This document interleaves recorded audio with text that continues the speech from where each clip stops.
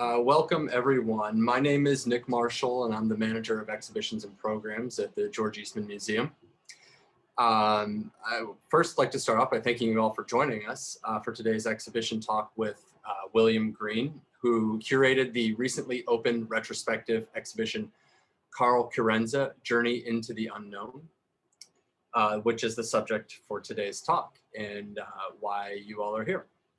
The exhibition has been years in the making, and we are very excited to be able to open it under the difficult circumstances that we all face today. If you are in the Rochester area, please feel free to stop by and see the show. We would love to have you.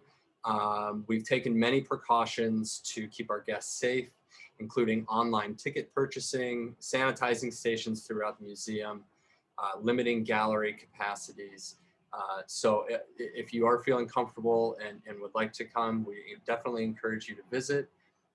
If you come within the next few weeks, you'll also get to see the Dutch Connection flower exhibition. So you get a little more bang for your buck, I guess. So, and if you're not, that's okay too, we understand. The exhibition will be up through the middle of June. So hopefully over time, as we progress through hopefully what is the remainder of the pandemic, things will be getting more comfortable and more safe. So a quick background about the curator of the exhibition. William Green is a PhD candidate in art history at Rutgers University and a 2020-2021 graduate fellow at the Center for Cultural Analysis at Rutgers. He studies histories of photography with a specialization in materiality and post-World War II American photography. He's the curator of numerous exhibitions, including Carl's, as well as Nandita Raman Cinema Playhouse in 2017-2018. Both of those exhibitions were shown here at the George Eastman Museum.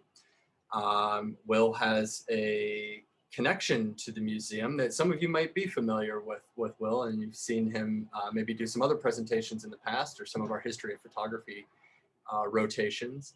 From 2013 until 2018, Will was the curatorial assistant in the Department of Photography here. So he's a good friend of the museum and did just an absolutely incredible job working with Carl and his partner Heidi on putting this exhibition together.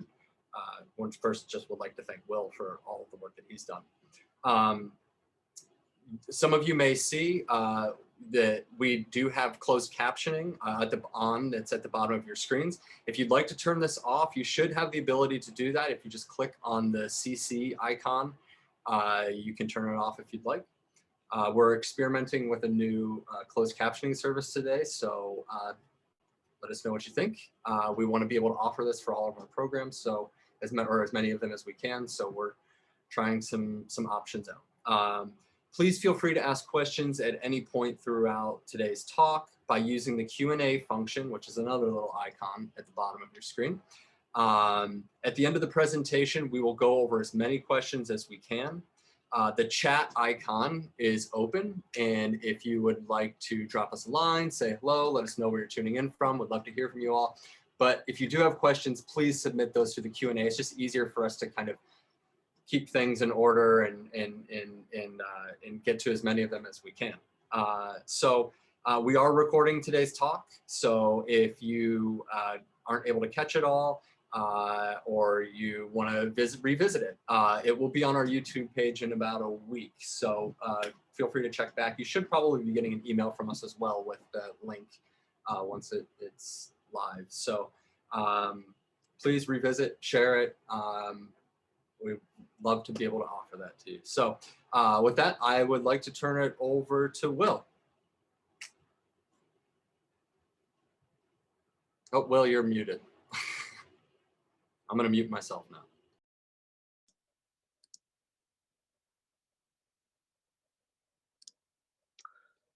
Thanks, Nick, and good afternoon, everyone. My name is Will Green, and I'm the curator of Carl Chiarenza, Journey into the Unknown. This retrospective exhibition of Chiarenza's work opened at the George Eastman Museum last week and will remain on view through June 20th. It was generously supported by the Rubens Family Foundation.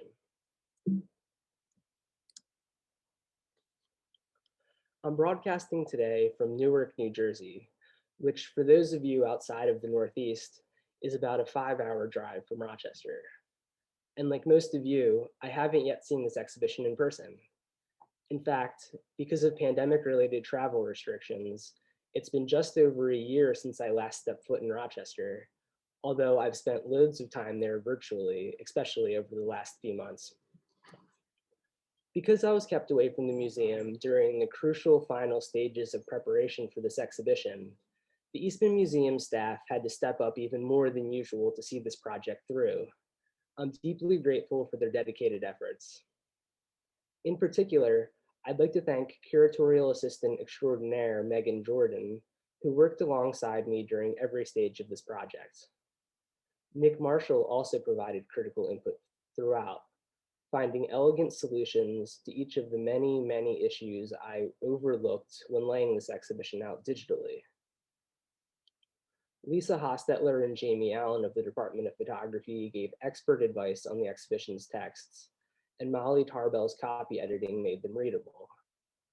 Amy Shelamano and Victoria Falco beautifully designed the exhibition, its accompanying catalog, and the related press material. Kate Myers-Emery brought all of the digital components of the show to life. This exhibition consists of 112 objects. Emily Phoenix framed each of them. Liz Chang photographed them. Tina Meller and Stephanie Hoffner made sure they were stored and exhibited safely. Sarah Evans got them on site, and Lauren Lean obtained the rights to reproduce them in the catalog and in our promotional material. Andrew Solomon, David Russo, Savannah Sid, Jeff Stannon, Rob Stevenson, and Sarah Casto installed these objects in the museum's galleries. But above all, I'd like to thank Carl Chiarenza and Heidi Katz. They were closely involved in virtually every aspect of this project, and without their guidance and generosity, it would never have gotten off the ground, let alone seen the light of day. This exhibition is accompanied by a 76-page catalog published by the George Eastman Museum. It includes essays by myself and Keith F. Davis, the former senior curator of photography at the Nelson Atkins Museum of Art in Kansas City, as well as introductory remarks by Bruce Barnes and Lisa Hostetler. The catalog is available at the museum store and through Amazon. It's the first monograph on Chiarenza to feature reproductions of his most recent work in collage. And for that reason alone, I hope that fans of this artist's work will consider it an essential volume for their libraries. I hope that you'll be able to see this exhibition in person. Chiarenza is an expert darkroom printer, and I feel strongly that his gelatin silver prints need to be experienced in person in order to be fully appreciated. However, if geography or health concerns prevent you from doing so, I hope that you'll check out the resources we've made available through the museum's website. There you'll find Carl Chiarenza making a picture, an incredible 11-minute film on the artist that was produced by his daughter, Gabriella, and the Boston-based photographer and videographer, Steve Osemahai. We also have an incredible virtual tour of the exhibition available through the museum's website. For those of you who haven't used this tool yet, it works a lot like Google Street View and allows users to virtually click their way through the galleries. It includes wall text, label chat, and audio tour stops, and it's a great substitute if you're unable to see the show in person in Rochester.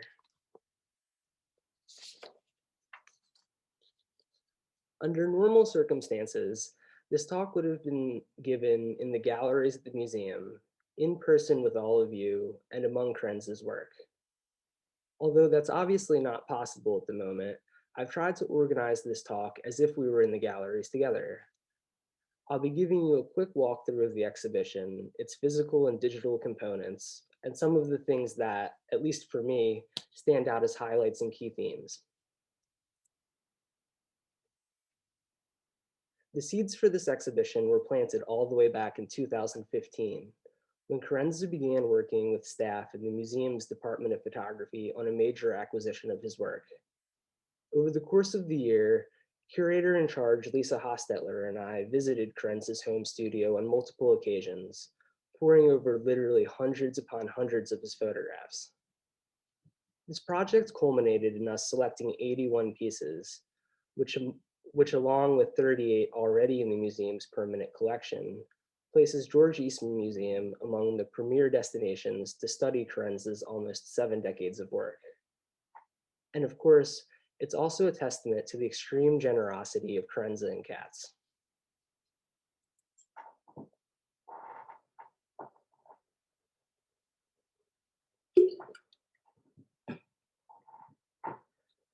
For those of you who might not already be familiar with Chiarenza's work, I wanted to start with the photograph that's featured in this exhibition. I imagine it might be familiar to at least some of you.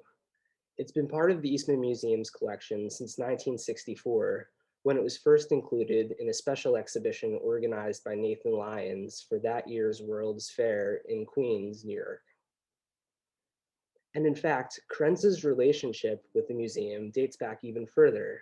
His work was first exhibited at Eastman in a 3-person show in 1963.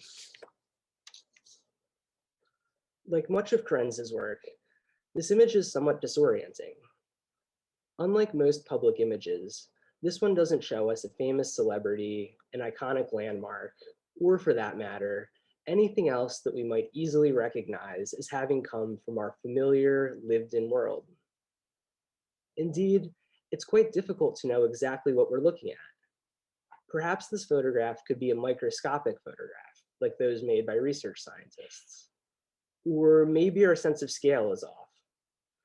Perhaps we might actually be looking at an aerial landscape, one photographed from the clouds by a passing plane or satellite.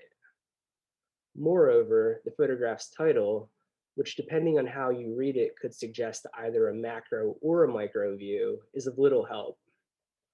So without knowing what we're looking at in this photograph, how do we respond? Put simply, there is no right or wrong answer. Everyone will read this image differently, and that's kind of the point. Chiarenza's work requires introspection and patience, and it will undoubtedly affect viewers in ways that neither they nor the artist could have anticipated beforehand.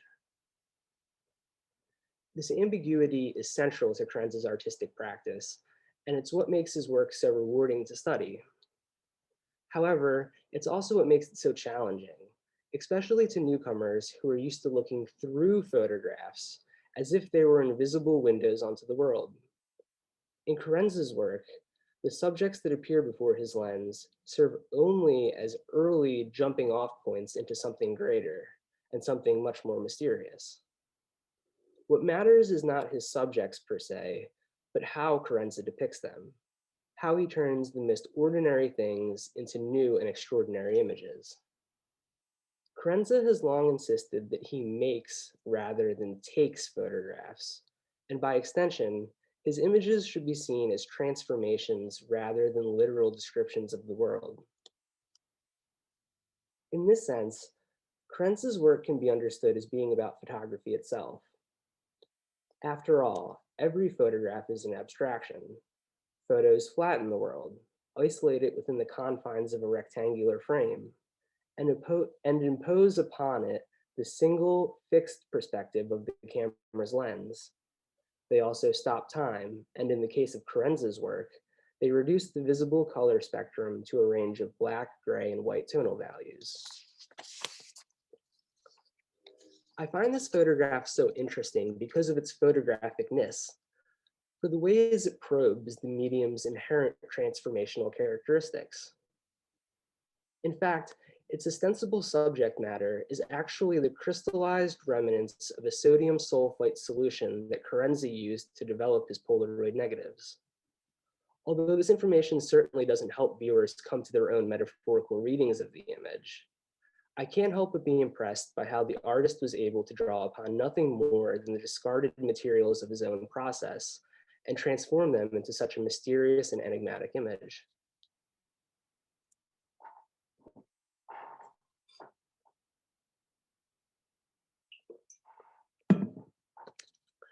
This deliberate ambiguity is both a blessing and a curse for the curator. When planning this exhibition, I'd often ask myself, how does one talk about Chiarenza's photographs without draining them of the very open-endedness and ambiguity that give them their magic? My solution was the first gallery of this exhibition. This room contains a representative selection of 21 pieces that span 58 years of Chiarenza's career, selected in collaboration with the artist himself. Aside from a brief introductory statement, the works in this first gallery are presented without interpretive text. I wanted viewers to have a purely visual introduction to Chiarenza's work, to start them out by having to rely only upon their visual instincts and gut reactions. This may sound like a painfully obvious goal, and perhaps it is, but in our image-saturated present, where we're accustomed to quickly swiping our way through never-ending streams of images, I often have to remind myself to slow down, to look more carefully, and to give work such as Chiarenza's the full attention that it deserves. But we also didn't want visitors to feel stranded. In order to encourage this close looking, Kate Myers-Emery, the museum's manager of digital engagement, along with intern Sophie Stewart, wrote up a very helpful slow looking guide that beginners can use to get their bearings. We also compiled a Spotify playlist of songs selected by Chiarenza that complement his work. I hope those of you who see the show in person will bring a pair of earbuds with you to check out this feature. It isn't an arbitrary exercise. Music has always been important to Chiarenza. He grew up in a musical household, and as a young man, he played clarinet and saxophone in school bands. Throughout his adult life, he has often turned to music for inspiration. And his own artistic practice has strong parallels to that of a composer, who arranges different compositional elements in harmony and dissonance with one another to elicit emotional responses from their audiences.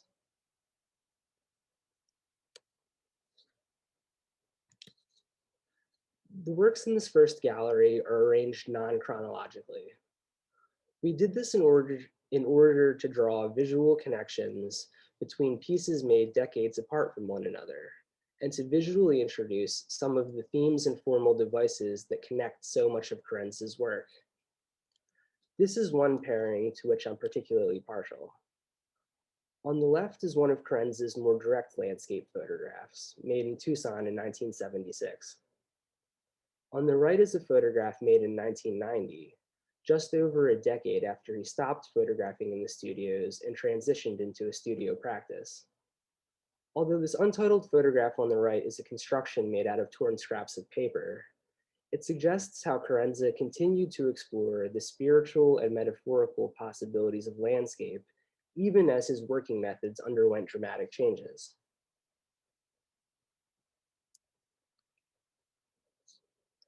The second and largest room of this exhibition, which regular visitors might recognize as the Brackett Clark Gallery, is arranged in a more chronological manner typical of retrospective exhibitions of an artist's work. Our goal with this gallery is quite different. Unlike the first room, many of the works in this space are accompanied by label chat that provide background on Chiarenza and the evolution of his work. It begins with a grouping of very early works, including this wonderful photograph that Chiarenza made while he was a student at East High School in Rochester.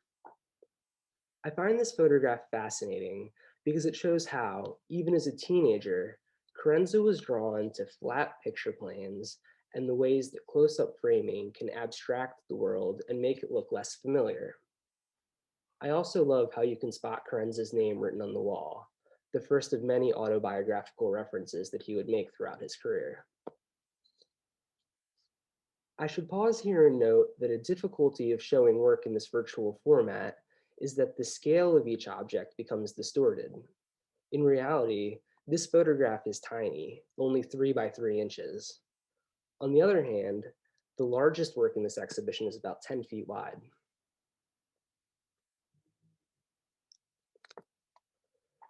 Chiarenza has had a fascinating career, and in the second gallery, I really wanted to situate him and his work within a wider photohistorical context. As this exhibition progresses, there are a few pit stops along the way whose purpose is to do just this. The first of these is devoted to Rochester Institute of Technology, where Chiarenza studied in the mid-1950s. At that time, RIT was one of the few schools where creative rather than applied photography was taught. Chiarenza and his classmates studied with photo historian, curator, and soon-to-be Eastman House director Beaumont Newhall, and photographers Minor White and Ralph Hattersley. Each of these educators encouraged their students to think of photography as an autonomous artistic medium that could have metaphorical significance and expressive potential. It was in Minor White's classes in particular where Chiarenza was introduced to this idea of slow, sustained looking that we're trying to encourage throughout this exhibition. During class exercises, White would often require students to study a single photograph for an hour or more, having them pore over every tiny detail to come up with a personal and unique reading all their own. While we of course don't expect visitors to devote an entire hour to a single photograph, this slowed down method of reading images can be useful when approaching abstract photographs such as Chiarenza's, and it was a method that has had a great impact on his own work. Among the objects on display in this RIT section is Chiarenza's handmade thesis book, Interaction, Verbal, Visual. The Eastman Museum owns one of only 3 original copies of this publication, although a facsimile was issued by Nezreli Press in 2006, and I'm thrilled that we're able to show it off. Chiarenza made this book in response to critic and historian Nancy Newhall's 1952 article, The Caption. In it, Newhall explained that our interpretation of a photograph can change dramatically depending upon the text that accompanies it. In the first half of Interaction, Chiarenza demonstrates Newhall's argument by pairing different captions with this photograph of a modest chicken coop. With each turn of the page, the viewer encounters a new text that alters their overall understanding of the image. The book's second half consists of an extended photographic sequence titled Locomotive.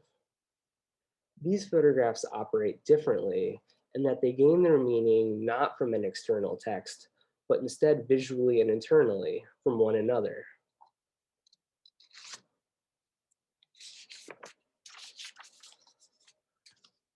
Another pit stop marks one of the pivotal moments in Chiarenza's career, which occurred in 1979, when he began photographing exclusively in the studio. This was a big move that necessitated a new working method. In the studio, Chiarenza began arranging torn up pieces of material, tinfoil, used envelopes, wrapping paper, and even the packaging of his own Polaroid film into small collages that he then photographed. As he had done in the past, Chiarenza photographically transformed these small collages into new images that transcend their literal forms. I think it's interesting to move through this room of the exhibition and see Chiarenza's work evolving, especially during this period in the 1980s as he's reimagining his practice in the studio. These changes come gradually at first. In fact, some of the early studio photographs look like they could have been made outdoors. But as you progress through the gallery and through Chiarenza's career, you'll see him approaching the signature style for which he's today best known. The materials he uses become more diverse and his lighting of them more sophisticated. The scale of his work increases, and his single images give way to elaborate diptychs, triptychs, and polyptychs that play out over multiple panels.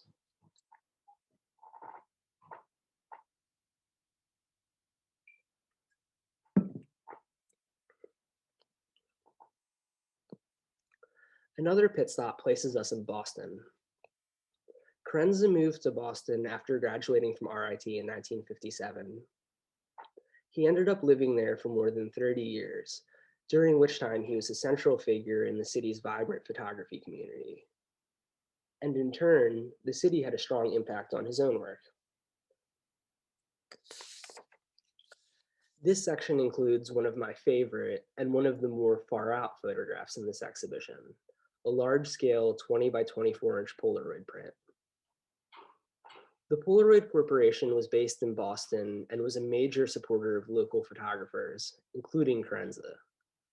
In fact, it was through Polaroid that Chiarenza first got the idea of working in a studio. In 1979, the company invited him to experiment with their 20 by 24 camera. Because these cameras were extremely large, heavy, and also rare, they couldn't be taken out of Polaroid studios, forcing Chiarenza to work indoors for the first time. He says that he didn't make any successful pictures during his first few sessions with the camera, but the challenge of constructing an image from scratch intrigued him so much that he continued exploring studio work, soon leading to major artistic breakthroughs. Chiarenza kept working with the 20 by 24 camera for years thereafter, and this is a photograph that he made in 1983, 4 years after his first sessions. You'll notice that the date range of this work is just over a decade. That's because Chiarenza initially fixed, or chemically treated, only select portions of this image, allowing others to go unfixed for a decade, over which time they browned and took on a curious metallic finish. Another stop a little further along in this exhibition is meant to shine light on Chiarenza's other professional activities. In addition to his work as a photographer, Chiarenza is also a respected academic who taught art and photo history for decades, first at Boston University and then University of Rochester. This section includes an amazing photograph that Chiarenza made in homage to the photographer Aaron Siskind. Siskind was the subject of Chiarenza's 1973 PhD dissertation from Harvard University, which was later adapted into the award-winning book Aaron Siskind, Pleasures and Terrors in 1982. In this section, visitors will also encounter a QR code that will take them to a plain text version of Notes Toward an Integrated History of Picture Making, an article by Chiarenza that was first published in the journal After Image in 1979. In this essay, Chiarenza argued for an inclusive art history that incorporated photographs into a much longer lineage of picture making. A central theme of his argument was that pictures come from other pictures. By this he meant that we are influenced by all of the images we've seen before, and whether consciously or unconsciously, we use them as models when we create pictures of our own. Echoes of this idea can be seen playing out in Chiarenza's own work, which is full of art and photohistorical references.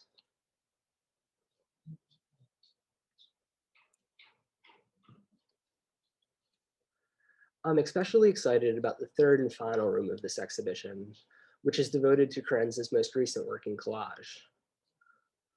Chiarenza began making these paper collages in 2013. At that time, the Polaroid Corporation had gone through bankruptcy proceedings and was being bought and sold by a series of corporate conglomerates. Many of Chiarenza's favorite products were being discontinued, and he noticed that his stockpile of Polaroid film was shrinking. Never one to back away from an artistic challenge, Chiarenza tried something new. Rather than continue making ephemeral collages that were merely intermediary objects in his process, made to be photographed and then quickly discarded, Chiarenza started creating new, permanent collages, which he considers to be finished works.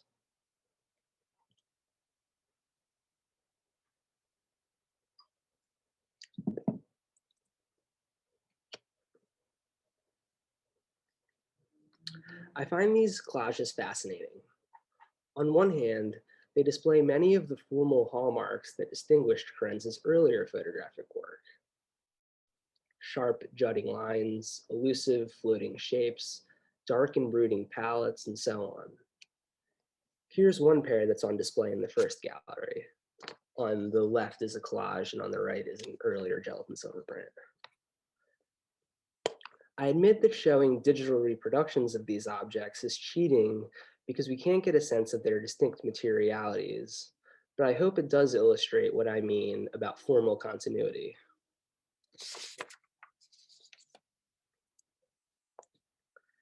And in this work, Chiarenza is also expanding his formal vocabulary. These collages most notably include bits of color, particularly reds, as well as browns and purples. These dashes of color are often used sparingly, but always to maximum effect.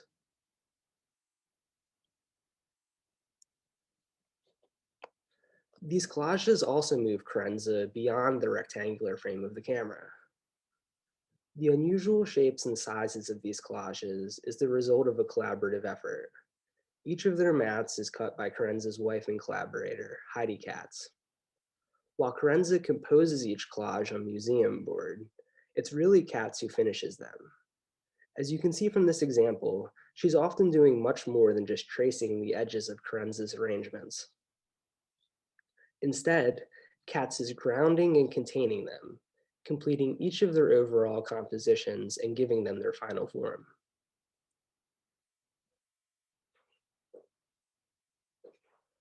I'm also drawn to the materials that Chiarenza uses to make these collages.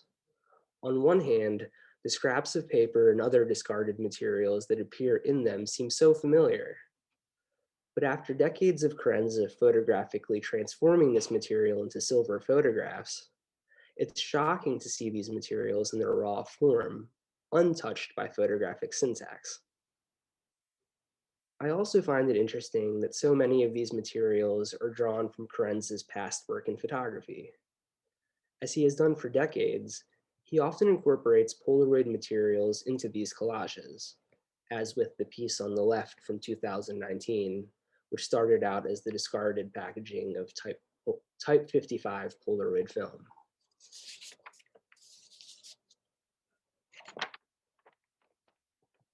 And interestingly, Chiarenza also includes scraps of his own photographic prints in these collages.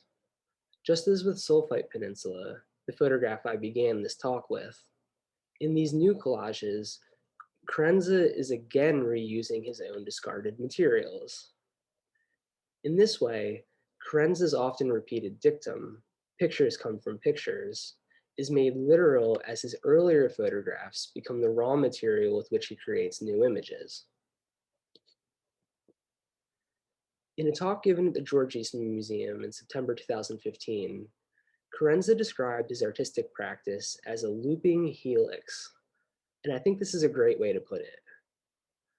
This exhibition seeks to illustrate the looping helix that is Chiarenza's career, to show the ways in which his work spirals outward over decades into new territory, while also looping back into itself, each time forging new connections between bodies of work made decades apart. I really hope that you'll be able to visit this exhibition in person, or digitally, to see this work for yourself. And with that, I'll end. Thank you so much for joining us for this lecture this afternoon. And if you have any questions or comments, please don't hesitate to include them in the Q&A section below. Thank you.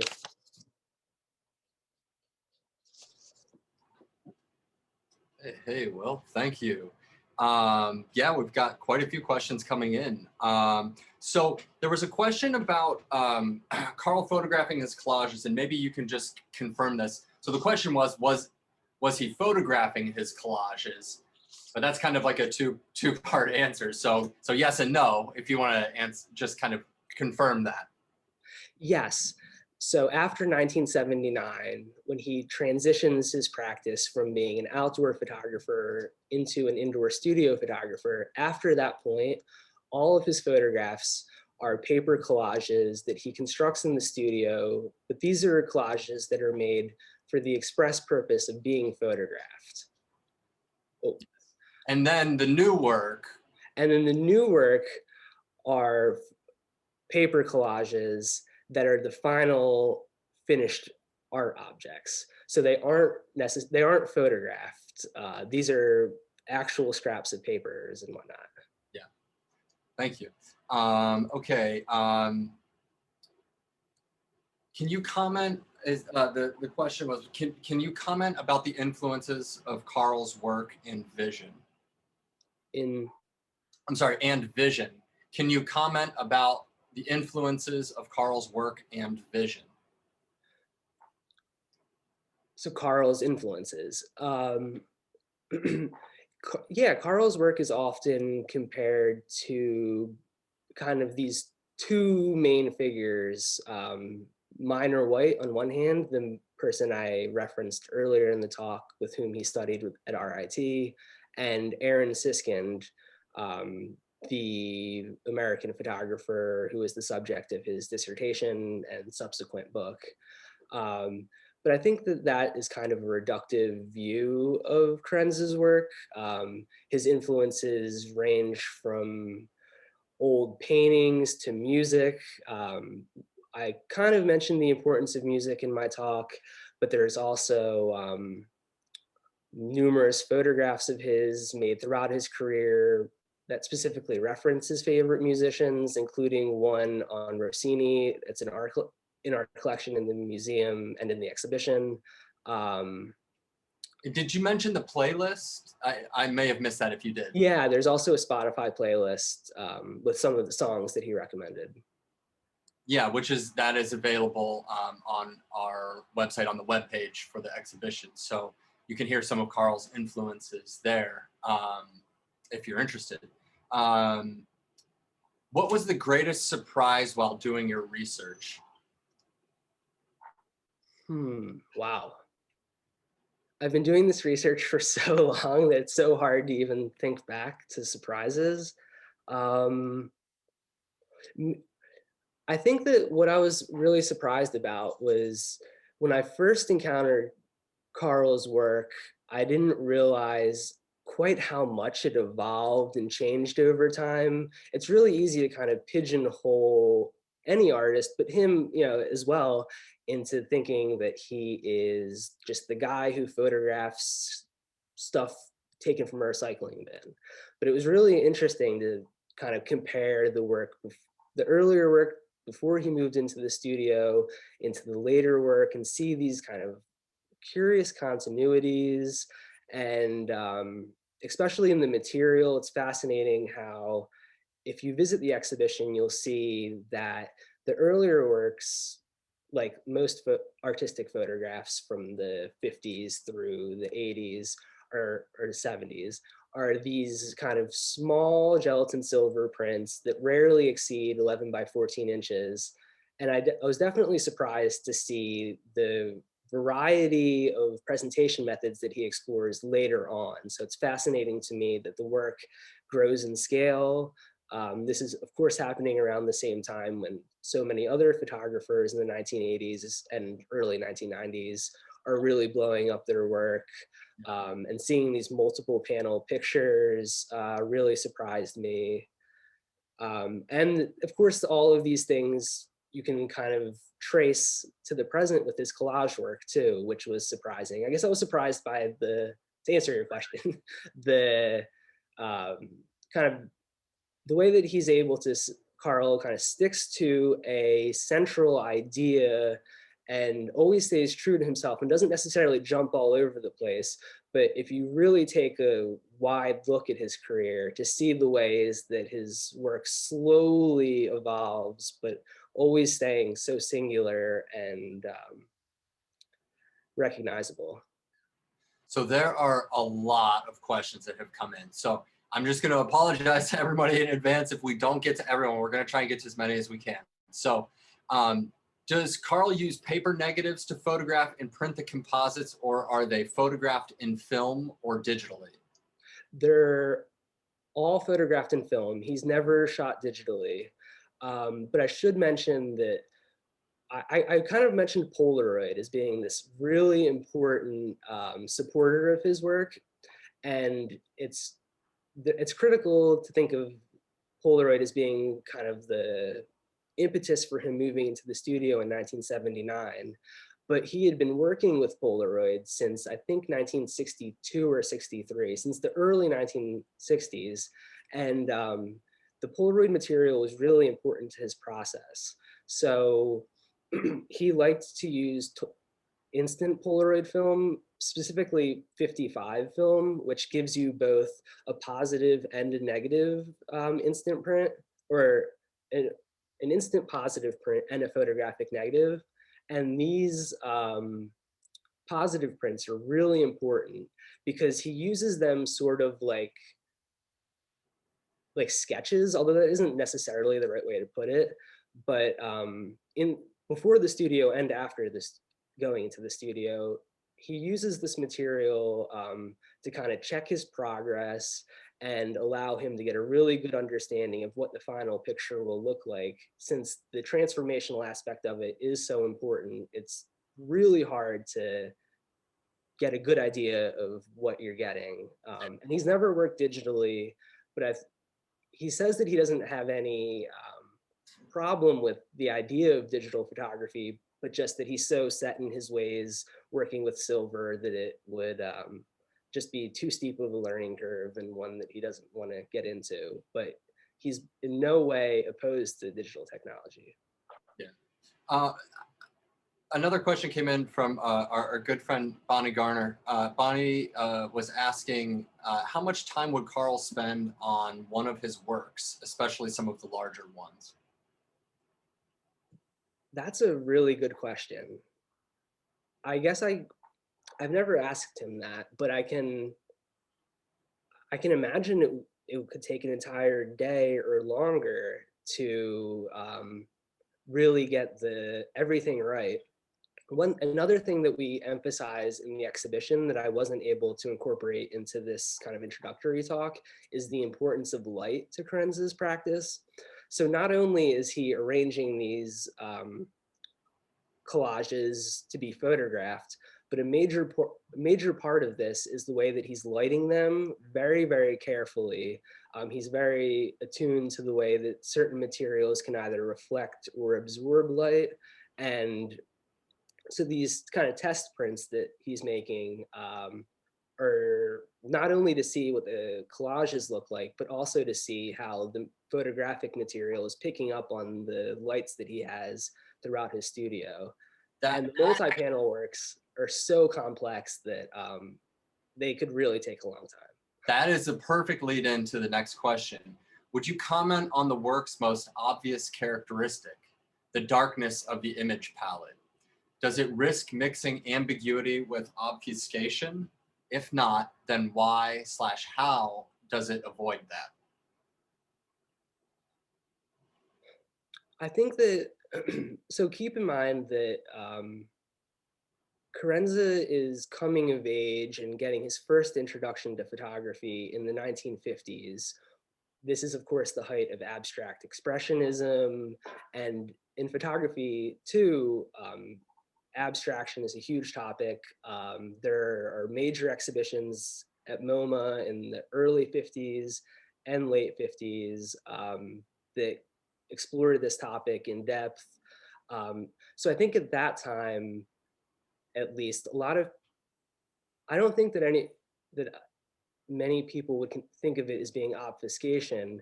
I think that people were in general kind of looking inward and into personal and subjective feelings. So I think that it's a legitimate question, but I certainly think that the idea is that everyone will react differently, and Carl isn't trying to be didactic and make you think a certain way. He's more trying to set up a situation within which you can have your own response.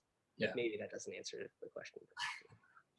So this is kind of this is not necessarily related to that, but an interesting segue and an interesting question. If Chiarenza were a musician, would you say he's a live on stage performer or a studio musician? I think I know the answer to that question. I'd say a studio musician, because maybe he's like a contemporary like electronic musician who's in his digital studio rearranging all of these different little tidbits to complement and react with one another. Yeah, I'd say he's a studio musician. Yeah. So a few questions have come in about the catalog for the exhibition. I'll just take a second to answer those. So The catalog is available for purchase in the museum store. And if you can't make it here to purchase it at the store, you can order it online through Amazon. The catalog is available there. So if you're interested, if you can't make it in, it is there. And the title of the catalog is the title of the exhibition. So let's see here. There was another question that I wanted to get to about music. Okay, so the question is, so is the gallery quiet? Music heard only through earbuds? And then to expand on that question, they asked, I know he listens to music while working. Might having that music heard while going through the exhibition offer something of the connection he feels? So, I guess, Will, I'll let you answer that. If you want me to answer that, we kind of worked on that together. I'm sure we'd have the same answer. Yeah. It's Yeah. just that traditionally museums try to be quiet places for contemplation. And I guess we worried that if this music was playing over loudspeakers, it might distract you. And if I personally, I feel like I would rather be able to choose specific tracks and listen to them start to finish and to be able to choose them rather than just having them playing on a loop. But yeah, I think that it was just standard museum protocols tend to privilege quietness.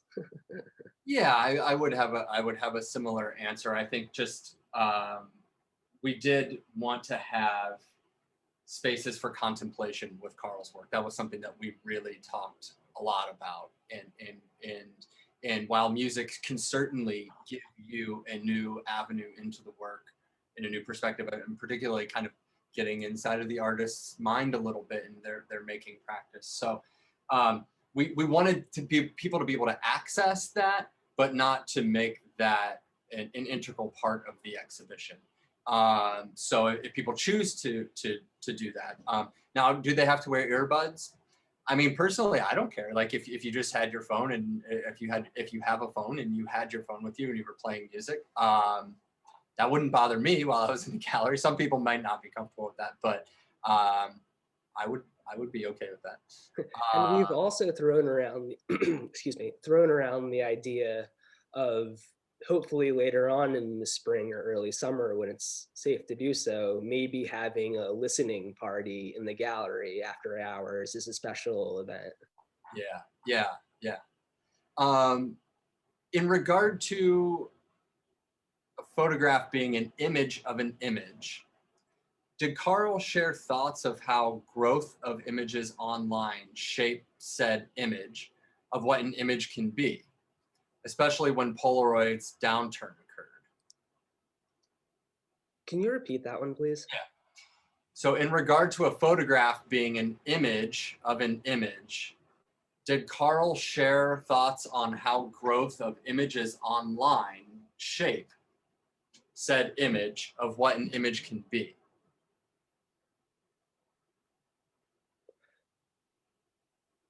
I'm not, no, that's not something I've even thought of asking him. It's a great question though.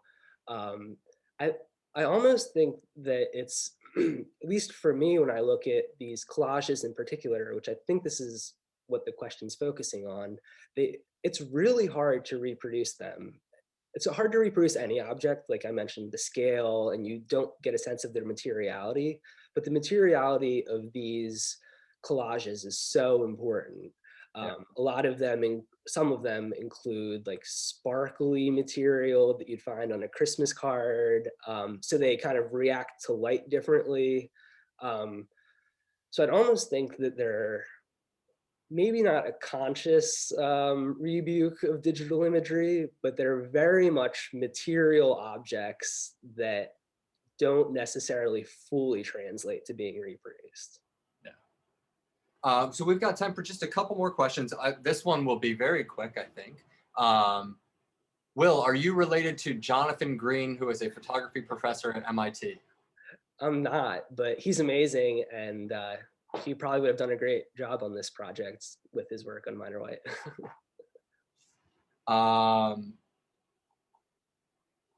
Let's see here.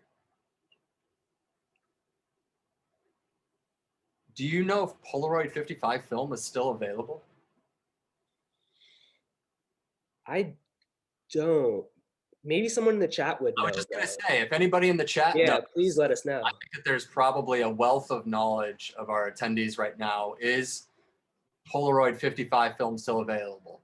And if you respond in the chat, just make sure you have all attendees selected. I know there were some Polaroid materials that were revived by the Impossible project, Yeah. but 55 is such a distinct and complicated process that I'm really not sure and kind of doubt.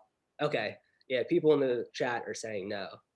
No. Okay, yeah, all right. Another company makes it. Okay. This is the great thing about having an audience of and enabling them to participate.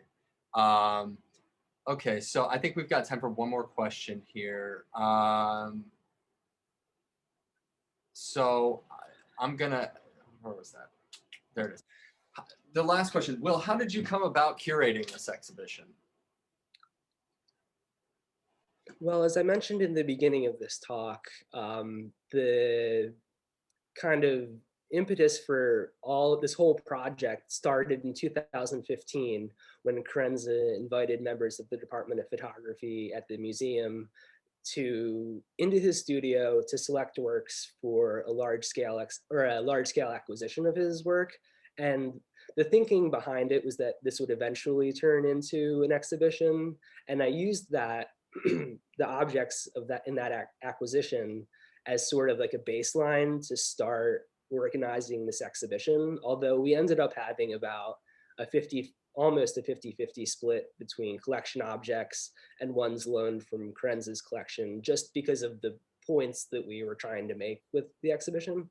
But the project definitely started with this acquisition in 2015. And I should also note that the museum has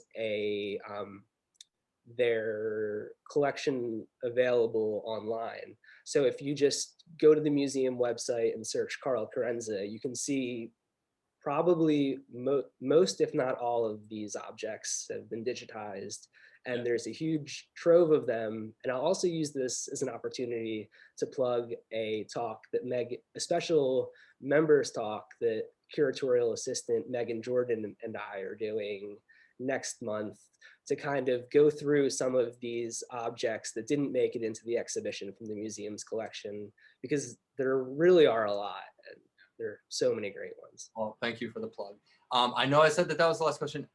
One more question came in that I really like, and I want to make a quick second for this. If you were placing Carl's work in a group show, who else would you include? Wow. I know that's kind of, I'll think about that a little bit, but. Okay, well, Carl began his career very much associated with the people in Aperture magazine, or Minor White in particular, who was editor of Aperture magazine, which was published out of Rochester. I saw someone else in the Q&A mentioned Frederick Sommer, who's also very much in this same orbit.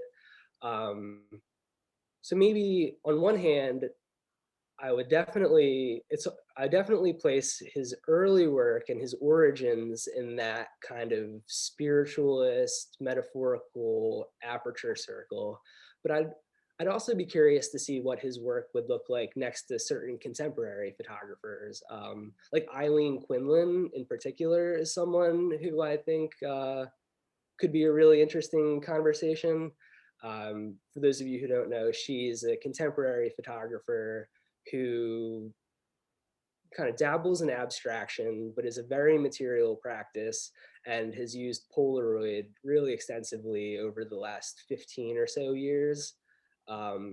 So maybe my dream show would kind of start with the Aperture crowd. And there are so many connections that you could make with Carl's work in general. Like, he moves into the studio in 1979, and throughout the 80s, you have so many photographers kind of moving to the studio in the same way and kind of exploring the idea of the constructed image. Think about like Barbara Kasten follows a somewhat similar trajectory. His work, the scale and kind of objectness of his work is kind of moving with the times too, as it gets larger and larger in the 1990s. So you can make, I think there are a lot of connections, but short answer, maybe Island Women. Cool. Well, thank you, Will. Thank you all for joining us. My apologies we weren't able to get to everybody's questions, but thank you all so much for participating and asking so many great questions. I wish we could get to all of them. As Will said, he and Megan Jordan are going to be giving a talk in March. What is the date, Will? I have the April, early April. Yeah, that's what I thought. I should know this. April 2nd? No. 14th. 14th. Thank you. April 14th at 1 o'clock. That is a Wednesday afternoon at 1 o'clock. And that is a members only program. So if you're a member, feel free to sign up for that and join that awesome behind the scenes opportunity. Again, Will, thank you so much for your work on the exhibition. Did an amazing job. We're happy to have it here, and we're looking forward to you hopefully coming and seeing the show at some point that you worked so hard on. So, and hopefully all of you all will be able to make it in if you can. We'd love to see you. Take care, everybody. And the recording of this will be up on our YouTube page in a week or so. So take care.